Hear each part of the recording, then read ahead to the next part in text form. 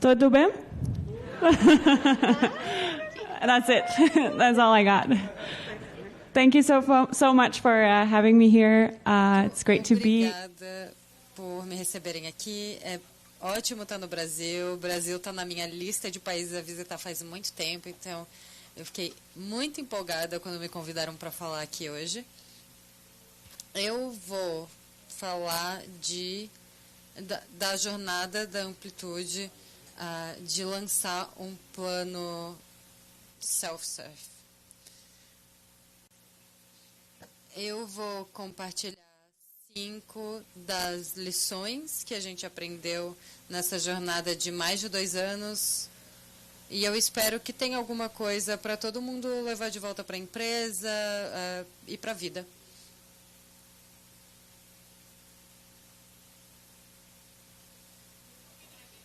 Antes de a gente mergulhar um pouquinho sobre mim, meu nome é Francisca, eu sou dinamarquesa originalmente, eu era chefe do marketing de growth na Amplitude, a minha equipe trata de aquisição e crescimento, a gente tem esse programa de adoção e expansão dentro do produto, e também uma pipeline para os nossos vendedores. O meu trabalho tem a ver com trazer o usuário para dentro do produto, garantir que ele use o produto, e aí, com sorte, ele vai pagar a gente por isso. E embora a empresa inteira tivesse a ver com trazer esse produto à vida, a minha equipe, junto com engenharia e counterparts, foi muito responsável por essa expansão. Eu queria começar com um pouquinho de contexto histórico para vocês saberem a história da Amplitude, talvez um pouquinho do contexto de por que levou tanto tempo para a gente chegar onde a gente queria. Então, como muitas outras startups de sucesso, a gente cresceu super rápido, a gente tinha diversos planos, a gente fazia PLG antes disso se chamar PLG. Então, mas como outras startups de sucesso, a gente também via a necessidade de capturar mais receita de empreendimentos maiores. A gente estava construindo essas funções de vendas e serviços para adquirir mais empreendimentos e para expandir o nosso negócio. A gente abriu capital em 2021, ou seja, deu certo, e como vocês devem saber, com a abertura de capital vem o escrutínio, a responsabilização, e esse é um pouco o histórico de por que levou tanto para a gente chegar nesse estágio. Por que a gente lança esse plano self-serve? E por que precisa disso quando a gente já tinha esse escrutínio a mais e uma máquina de vendas bem azeitada? Vou falar para vocês, a gente tinha jogado fora a nossa oferta self-serve para aumentar a nossa fatia do mercado. Mas esse plano já existia. A gente começou a melhorar esse plano gratuito, melhorar a taxa de inscrição, garantir que os nossos produtos vissem valor no plano gratuito. E mais importante, a gente começou a tentar descobrir como é que a gente monetizava esses usuários gratuitos. A gente tinha dezenas de milhares de clientes nesse plano gratuito. E então a gente tinha várias máquinas conectadas que a gente podia aproveitar para mandar a mensagem correta. A gente ficou super bom nisso, a gente criou essa pipeline que aumentava os produtos originados em venda em 70% todo ano. Isso nos pagava $50 mil por ano. É muito difícil ir de 0 para 50 mil. E o mais importante é que os nossos concorrentes também estavam melhorando nessa pipeline. É por isso que a gente tinha que baixar também os nossos preços para ficar competitivo. E a gente tinha uma equipe de vendas distribuindo esses acordos de baixo custo com alto custo para nós. Não funcionava. E uma coisa que a gente descobriu cedo é que nem todo mundo quer falar com o pessoal de vendas. Eu sei que é maluquice, mas é assim que é. A gente também começou a ouvir os nossos clientes que diziam que a gente era caro, não era transparente o suficiente, muito empresístico. E esse não é o tipo de coisa que a gente queria ouvir. Então, a gente tinha que mudar a nossa forma de trabalhar, a nossa forma de chegar no mercado, se a gente queria ficar com a nossa porção do mercado. A gente também sabia que muita startup, muitos pequenos negócios de hoje se tornam as grandes empresas de amanhã. E se a gente não aproveitasse a atração que a gente tinha, a gente ia perder no futuro. Então, a gente começou o nosso ponto de vez. Então, eu tenho 73 outros slides muito parecidos com esse, porque foi o que eu fiz durante um ano para criar o nosso case. Esse daqui é o resumo de todos eles. A primeira coisa era um novo fluxo de receita. A gente ia usar essa fonte de receita que a gente não conseguia usar por causa da nossa precificação. A gente ia abrir o nosso topo de funil para clientes que não consideravam a gente por causa do preço e da transparência. A gente também defendeu que a gente ia capitalizar os clientes mais rápido do que antes, porque agora tinha um caminho claro para o pagamento, que não era só uma coisa soberbante. A gente também começou a vender uma geração de fluxo um pouco mais eficiente. A gente já tinha provado que o produto era o jeito mais rápido de monetizar.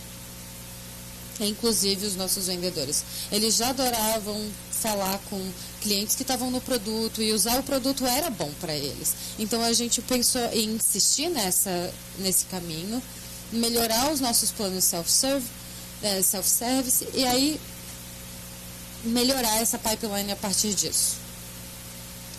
Quanto mais clientes do plano grátis que estavam felizes a gente tinha, mais novos clientes a gente recebia. Eles vão falar para os colegas, eles vão falar para os amigos e a gente consegue expandir com base no boca a boca. Boa defesa? Mais ou menos? Bom, funcionou. Por sorte, funcionou. Então, como a gente lançou esse plano self-service, por assim dizer? Eu consigo resumir, por sorte, em um slide, mas foram 2 anos de trabalho intenso, de muitas tentativas, muitos fracassos. A gente começou com a versão alfa, lançada em agosto de 2022. Tinha um monte de restrições nessa versão alfa. Os nossos vendedores morriam de medo que os clientes não fossem gostar. O pessoal da empresa estava morrendo de medo do que isso ia fazer com a nossa empresa. Então a gente ganhou 14 clientes em um período de 5 meses. Péssimo, né? Mas a gente atualizou. Em janeiro de 2023, a gente lançou uma versão beta desse plano. A gente tinha alterado precificação e os pacotes, disponibilizou para todos os clientes no produto e limitou a percepção da monetização. A gente tinha uma outra versão para abril de 2023, mas a gente ficou com pé frio e acabou não lançando, porque tinha muita angústia interna para a gente conseguir passar da linha de chegada com essa versão. Então a gente refez de novo a precificação e os pacotes, e aí fez o nosso soft launch de novo. Por sorte, a gente ficou mais convicto, a gente viu métricas melhores, a gente tinha menos medo para fazer esse lançamento de verdade em outubro de 2023. Antes de chegar nos aprendizados, não seria justo eu não compartilhar o estado do negócio agora. Faz só 8 meses agora, ainda tem muito caminho, muito chão para a gente andar. Então, até agora, antes de a gente ter esse plano novo, a nossa conversão de grátis para pago era 3%. Era muito pior do que 3%. Atualmente, 3%.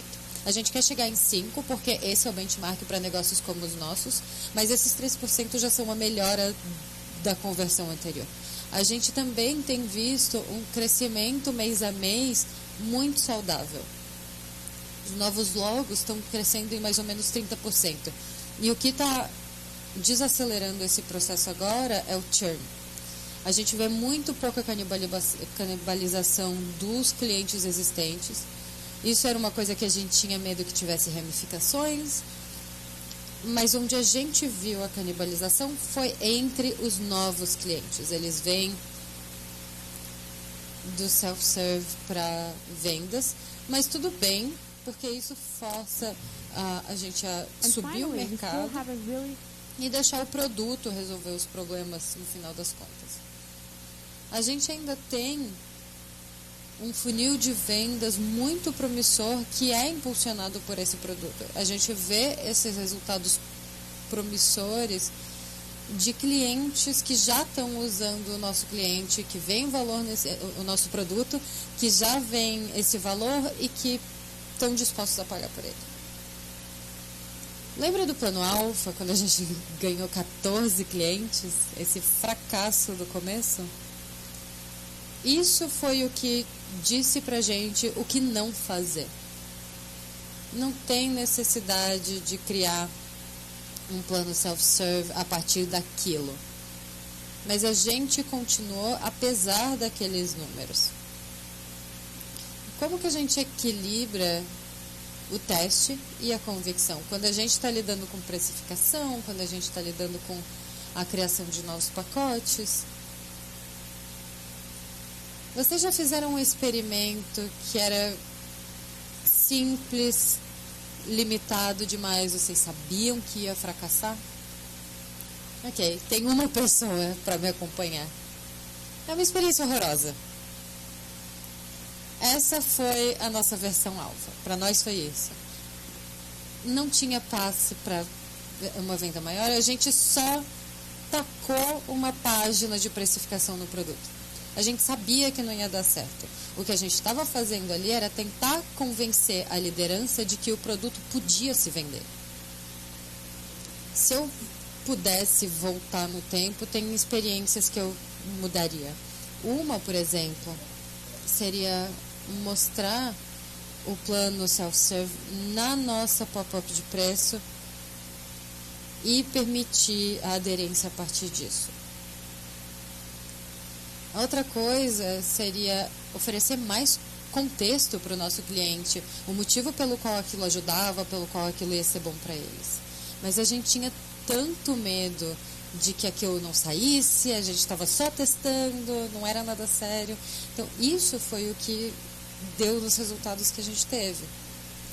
Por sorte, esse plano alfa ainda fez bastante coisa pra gente. Ele provou que o produto podia se vender sozinho. Ele criou um caminho para a gente mostrar para a liderança que isso era possível se a gente se esforçasse um pouco mais. Então, esse é o meu aprendizado para vocês.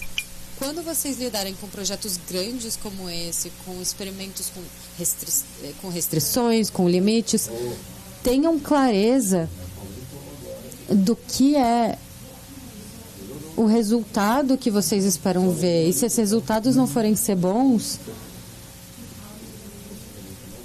mostrem o caminho de como melhorar.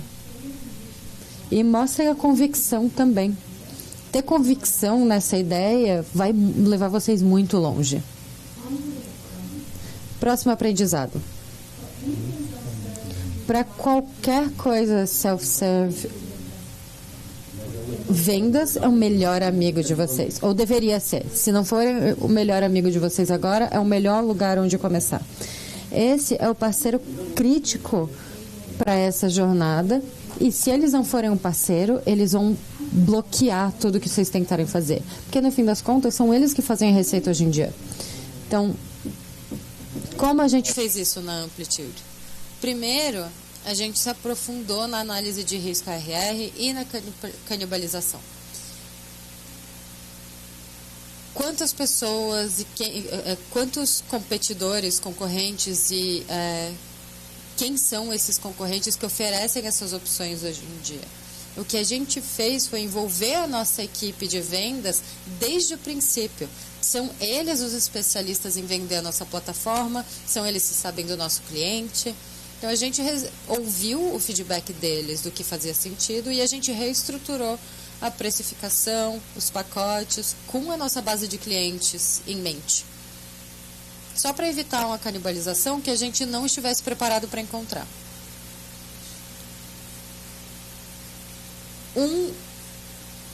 Uma moção de vendas liderada pelo produto é o ideal. Não é obrigatório, mas é o ideal.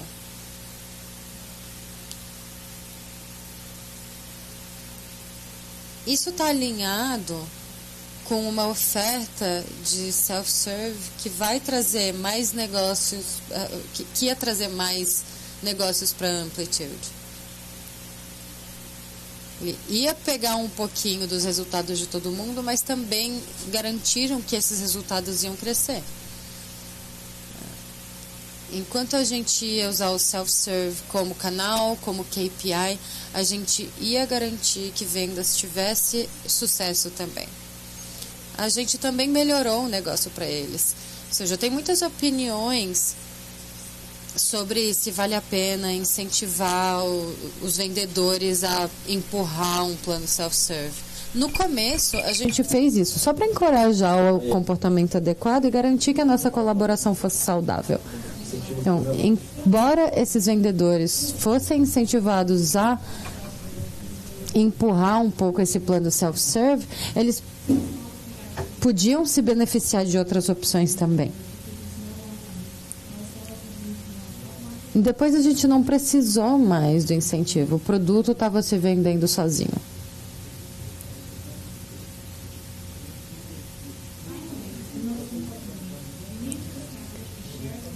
E por fim, vocês têm que estabelecer um espaço comum entre produto e vendas. O melhor jeito de fazer isso é com clareza na precificação e na montagem dos planos, dos pacotes. É assim que o produto opera. E ele deveria operar sozinho. Não faz sentido os vendedores terem que ficar fazendo esses negócios menores. O produto tem que fazer a maior parte do trabalho. No outro lado do espectro, a gente tem o modelo impulsionado pelo produto. E esse é uma coisa que o produto não pode fazer sozinho. Aí a gente precisa dos humanos. E aí que a gente precisa ter uma orientação clara para essas pessoas. A gente oferece descontos por volume, por exemplo. Então, é fácil para o vendedor oferecer um bom negócio para o cliente. Essa é outra área em que o incentivo faz sentido. Fazer com que o vendedor venda os acordos maiores pode ser escalonável e reduzir o custo de vendas. Falando em precificação e pacotes, isso é central para essa taxa de conversão de gratuito para pago e para a descoberta das funcionalidades que vocês oferecem. Como eu disse, a gente teve 3 iterações disso em só 2 anos. E os especialistas dizem que a gente deveria desenvolver a precificação e os pacotes a cada 3 a 6 meses, mas quase nenhuma empresa faz isso porque é tão difícil. É complexo, é difícil. Mas foi isso que a gente fez com as 3 iterações do nosso plano. A primeira coisa foram as entrevistas com usuários. A gente falou com o usuário, a gente falou com o usuário mais um pouquinho. Do que eles gostavam, do que eles não gostavam, o que eles não usavam, pelo que eles pagariam e quanto pagariam. A gente fez todas essas perguntas e acabou baixando o nosso preço para se alinhar com a necessidade e a demanda do cliente. Nós fizemos também outras análises de recursos e características. Pegamos todos os recursos que a gente tinha, em todos os tipos, para ver se quem usava cada recurso entre todos os clientes. A gente foi entender que que tem mais valor para cada tipo de cliente. Garantir que a gente tinha recursos específicos, características específicas para todos os clientes. E também a gente tentou remover todos os viés externos que a gente tem. Muitos de nós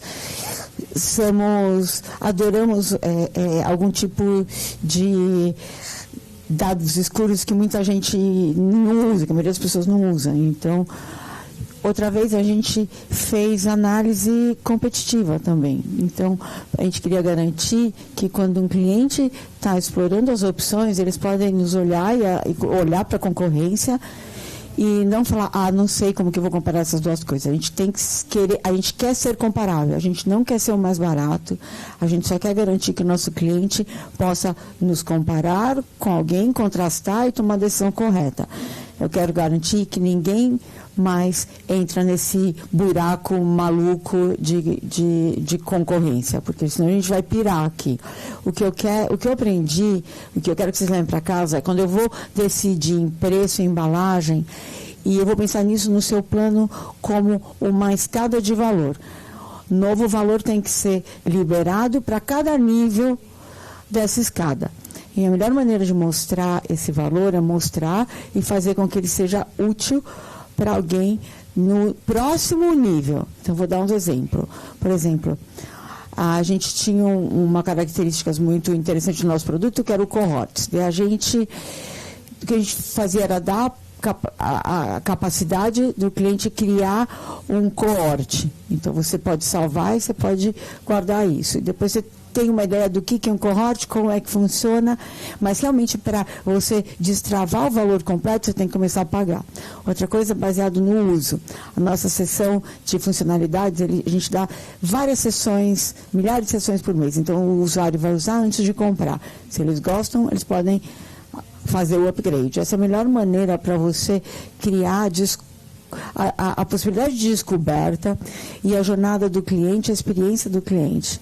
Isso faz maravilhas para você aproveitar essa taxa de conversão dos produtos grátis. Que tipos de recursos você tem que ter para lançar um serviço de self-serve? E como é que a sua equipe vai ter sucesso? Eu vou mostrar para vocês. Por exemplo, essas duas declarações podem ser verdadeiras ao mesmo tempo. Lançar um plano self-serve é um esforço para toda a empresa. Todo mundo na empresa está disponível. Jurídico, suporte, operações, contabilidade, todo mundo no meio. É um esforço massivo para levantar esse produto, todo esse lançamento. E todo mundo tem papel. Todo mundo na empresa tem papel, mas também nós precisamos de um dono claro. Se todo mundo é responsável, ninguém vai ter a responsabilidade. Então, o que é essa propriedade clara? Quem que é o dono claro? A gente vai dividir entre o crescimento do produto, a engenharia e a equipe de marketing de crescimento. Então, se você olhar no meu slide e ouvir o que eu tenho dito, você tem um dono claro e eu listei 3 equipes. Não estou entendendo o que essa mulher está falando. Eu mencionei 3 equipes diferentes porque todas essas habilidades são necessárias. Como é que eu vou mostrar que eu tenho um dono e que essa pessoa, que esse grupo tem essa responsabilidade? Tem que seguir as métricas. Então, esse é um slide, outra vez, de muitas das apresentações que eu faço internamente para tentar explicar o que minha equipe faz. A nossa equipe, ela está dividida em 3 partes que estão alinhadas com a jornada do cliente do self-serve. Então, tem métricas críticas que estão alinhadas a ela. Nossa equipe de crescimento e produtos, elas colaboram em tudo que nós fazemos e compartem os roadmaps e trabalham juntos. Uma maneira é a parte de monetização, que é trabalhar em testar as promoções. Por exemplo, as promoções ajudam a levar a conversões. Antes de construir um sistema de promoção, você tem que ver se ela funciona. A gente quer testar através de e-mail e notificação interna. Isso é a minha equipe que faz. Uma vez que a gente fez o teste, na verdade, funciona para converter em clientes pagos, então a gente pega a engenharia para fazer isso funcionar. Então, a gente colabora dentro de cada parte para que cada ideia saia a vida, né? Então, tudo que a gente faz à frente ou atrás tem um impacto na métrica dos outros. Então, a gente também tem alguns obstáculos. Por exemplo, a minha equipe se reporta à liderança de marketing. A engenharia se reporta ao líder de engenharia, e assim por diante. Então, a gente tem diferentes rituais, diferentes ciclos de planejamento, diferentes líderes, diferentes opiniões.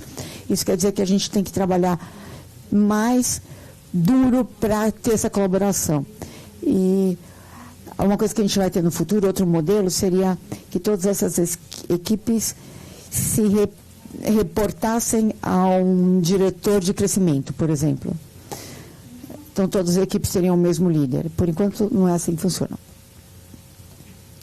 Agora, o último aprendizado de hoje vai ser rápido. Bom, quando você está lançando ou trabalhando num grande projeto, sempre vai ter novas áreas para você acelerar ou se meter. Então, você vai ter diferentes habilidades, vai depender das fortalezas e debilidades da sua equipe. Para nós é o churn. Então, infelizmente, em muitos negócios de vendas, o churn ele é medido pelo sucesso do cliente. Então, e produtos e marketing não estão muito envolvidos. Então, eles normalmente sabem o que a gente está passando. A gente sabe, nós sabemos que a gente vai ter essa métrica de churn expert. Então, mas a gente não estava pensando muito. A gente não pensou até o primeiro evento de churn. E a gente olhou para os nossos números e a gente viu, ai meu Deus, o que aconteceu aqui? Então, nós tivemos que correr atrás muito rápido, a gente tivesse que rampar muito rápido. Internamente, nós tivemos que falar com a equipe de sucesso do cliente para entender o que a gente podia fazer, como é que a gente podia melhorar. A gente percebeu rapidamente que o nosso negócio de vendas não tinha nada a ver com uma assinatura mensal de baixo custo. Então, a gente teve que olhar para trás, ver outras empresas que estavam se dando bem nessa área, e nós olhamos para os benchmarks. O que o Script está fazendo, o que as outras empresas estão fazendo e quantos que são, se a gente estava muito longe de ser bom e muito longe de ser excelente. A gente percebeu que a gente estava. E a gente abordou essa área com uma mentalidade de crescimento e nós falamos com os clientes. Esse é meu grande aprendizado aqui, falar com os clientes. Sempre que você não sabe alguma coisa, eles vão te guiar. Agora eu quero deixar vocês com alguns pensamentos, tá? O PLG é um ponto crítico aqui. E em self-serve talvez não é para todo mundo agora. Então me escutem. Antes da gente considerar um plano de self-serve, a gente gastou meses melhorando a nossa taxa de ativação, de assinaturas, de retenção. A gente trabalhou muito para se aproximar aos benchmarks em todas as etapas na jornada de cliente. Porque vamos pensar, se você lançar um plano de self-serve e você tem uma baixa taxa de aquisição, ninguém vai comprar esse plano. Então, é um balde furado.